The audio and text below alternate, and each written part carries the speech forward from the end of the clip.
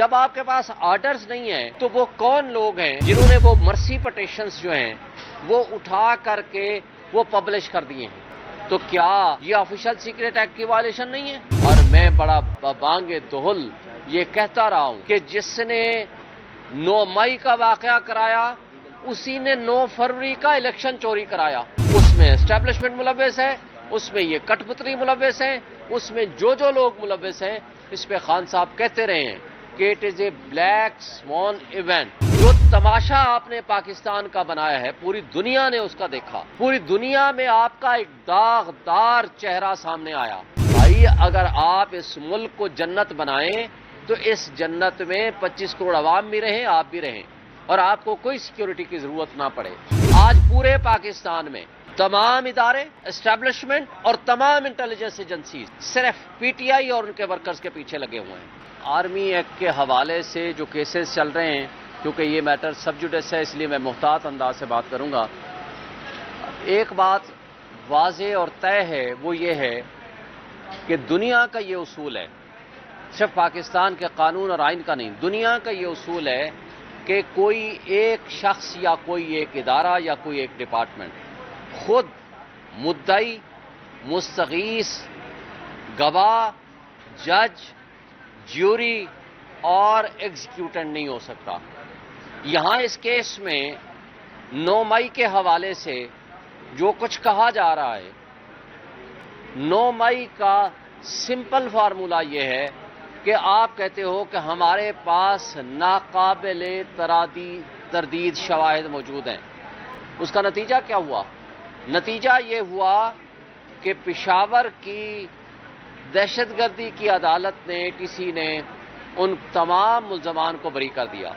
سرگودا کے ججز نے ان تمام ملزمان کو، میاں والی اور سرگودا کو بری کر دیا. اور اسی طرح باقی بھی بہت سارے کیسز میں آپ کے سامنے کوئی ایویڈنس نہیں یہ پیش کر سکے. اور جن لوگوں کو وہاں بری کر دیا گیا ان کو یہاں آرمی ایکٹ کے مطابق سزائیں دے دی گئیں. اور آرمی ایکٹ کے تحت جو سزائیں ہوئی ہیں ابھی تک کسی کا آرڈر جو کہ پابند ہیں وہ سامنے نہیں لایا جا سکا. اب جن گراؤنڈز پہ، جن ایویڈنسز پہ یا جس بنیاد پہ آرمی ایکٹ کے تحت سزائیں ہوئی ہیں ان کا آج تک وجود سامنے نہیں آیا. جب آپ کے پاس آرڈرز نہیں ہیں تو وہ کون لوگ ہیں جنہوں نے وہ مرسی پٹیشنز جو ہیں وہ اٹھا کر کے وہ پبلش کر دیے ہیں؟ تو کیا یہ آفیشل سیکریٹ ایکٹ کی وائلیشن نہیں ہے؟ اور اگر نہیں ہے تو بھائی سب سے پہلے وہ آرڈر تو پیش کرو، وہ ایویڈنس تو پیش کرو کہ کس کنسیڈریشن پہ آپ نے یہ فیصلے کیے ہیں.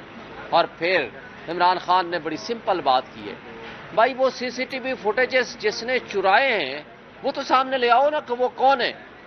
اور میں بڑا بانگ دہل یہ کہتا رہا ہوں کہ جس نے 9 مئی کا واقعہ کرایا اسی نے 9 فروری کا الیکشن چوری کرایا. اس میں اسٹیبلشمنٹ ملوث ہے، اس میں یہ کٹ پتلی ملوث ہیں، اس میں جو لوگ ملوث ہیں. اس پہ خان صاحب کہتے رہے ہیں کہ it is a black swan event. یعنی آپ نے اس کو انیشیٹ کرا کر کے کسی کے کھاتے میں یہ میٹر ڈالنا تھا. اور پھر ایک بات اور مد نظر رہے، 9 مئی کا سٹارٹ کہاں سے ہوتا ہے؟ 9 مئی کا آغاز ہوتا ہے کہ جس دن عمران خان صاحب گھر سے نکلتے ہیں تو وہ یہ اپنا ویڈیو پیغام جاری کرتے ہیں کہ جس دن جب بھی مجھے یہ وارنٹ آف اریسٹ دکھائیں گے اسی وقت میں گرفتاری دے دوں گا وداؤٹ ہیزیٹیشن.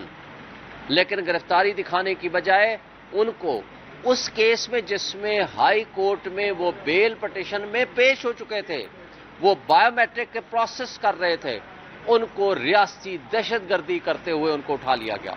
اور آپ کو یہ بھی یاد ہوگا کہ جن رینجرز نے ان کو اٹھایا تو کہا گیا کہ جناب نیب کا جو وارنٹ آف اریسٹ تھا وہ ایگزیکیوٹ ہوا. تو کہا گیا کہ جناب نیب کو بلایا جائے. نیب والے آتے ہیں تو کہتے ہیں جی ہمیں تو پتہ ہی نہیں، ہم نے تو نہیں کیا، ہم نے تو یہ وارنٹ بھیج دیا تھا منسٹری آف انٹیریئر میں. سیکٹری انٹیریئر کو بلایا، اس نے کہا جی میرے تک تو یہ ان کا لیٹر ہی نہیں ملا. تو پھر سوال آج بھی یہ ہے کہ رینجرز کو کس کے حکم سے وہاں بھیجا گیا کس کے حکم سے پاکستان کی سب سے بڑی پولیٹیکل پارٹی کے سربراہ کو وہاں گھسیٹا گیا، عملے کو تشدد کا نشانہ بنایا گیا، وکیلوں کو تشدد کا نشانہ بنایا، اور وہاں سے ریاستی دہشت گردی کا آغاز ہوا۔ لہٰذا آج پوری دنیا نے جو تماشا آپ نے پاکستان کا بنایا ہے، پوری دنیا نے اس کا دیکھا، پوری دنیا میں آپ کا ایک داغدار چہرہ سامنے آیا۔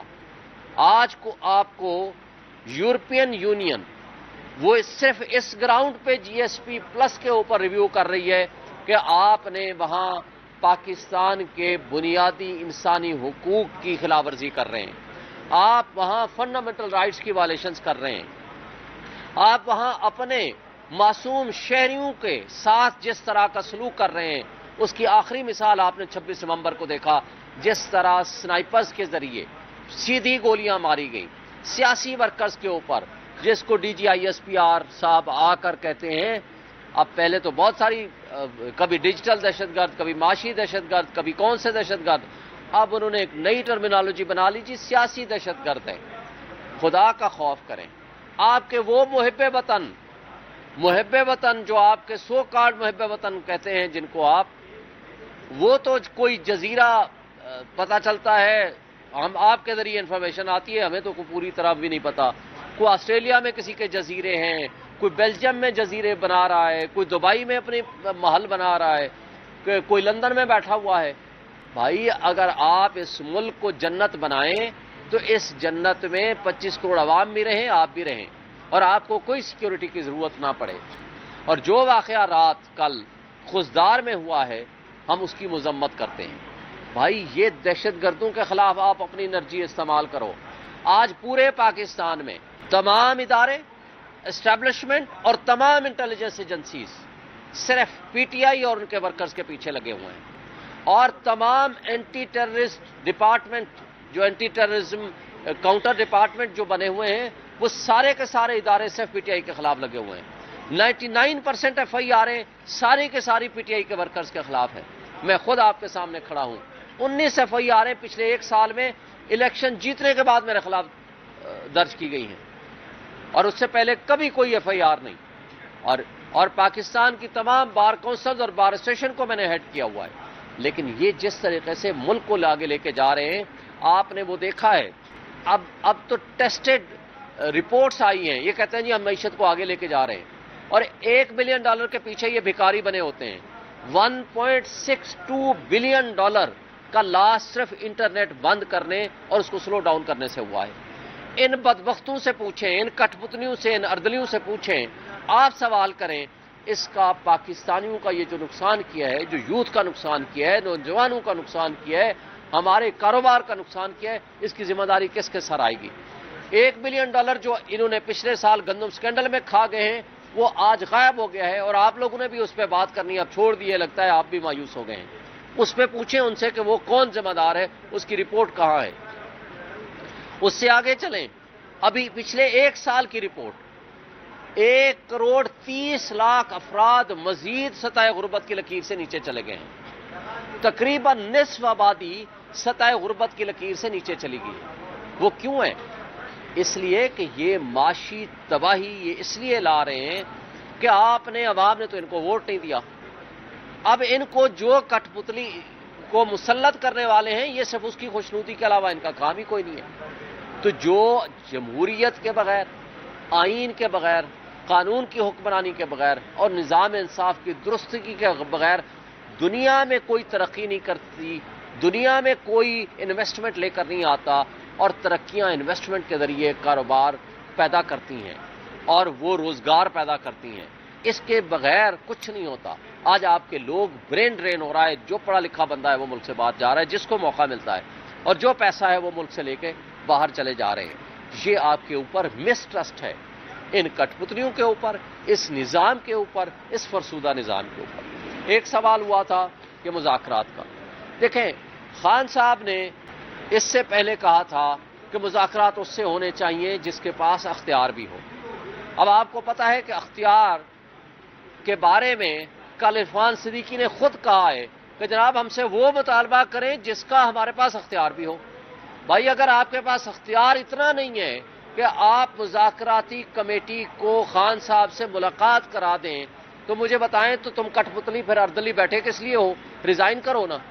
کیوں آپ نے جعلی مینڈیٹ کے ذریعے ایک جعلی کاغذ کا ٹکڑا اٹھا کر کے اپنے کرپٹ الیکشن کمیشن کا جو عملہ کرپٹ پریکٹسز میں ملوث ہے، جو ریٹرننگ آفیسرز کرپشن میں ملوث ہیں، ان کے ذریعے ایک کاغذ کا ٹکڑا اٹھایا اور یہاں آ کر کے آپ مسلط ہو گئے ہیں، تو آپ گھروں میں جاؤ. لیکن خان صاحب نے ان کو ایکسپوز کرنے کے لیے ان کے پاس سمپل 2 مطالبات رکھ دیے ہیں. 9 مئی اور 26 نومبر کا آپ آڈٹ کرا دیں جوڈیشل کمیشن کے ذریعے، اور نمبر 2 آپ سیاسی قیدیوں کو رہائی دے دیں. اور اگر اتنی معصومانہ 2 مطالبات کے اوپر بھی یہ کنسیڈر نہیں کر سکتے یا آگے نہیں چل سکتے تو پھر میرا خیال ہے کہ ان کو ایکسپوز کرنے کے علاوہ کوئی اور آپشن باقی نہیں رہا. انشاءاللہ تعالی یہ کرپٹ نظام کا خاتمہ ہوگا اور بالآخر جمہوریت کی بحالی ہوگی. جو حقیقی نمائندے اور حقیقی ریپرزنٹیٹو ہیں عوام کے، جو کہ پی ٹی آئی اور عمران خان ہیں، وہ آگے آئیں گے تو ملک کی ترقی ہوگی.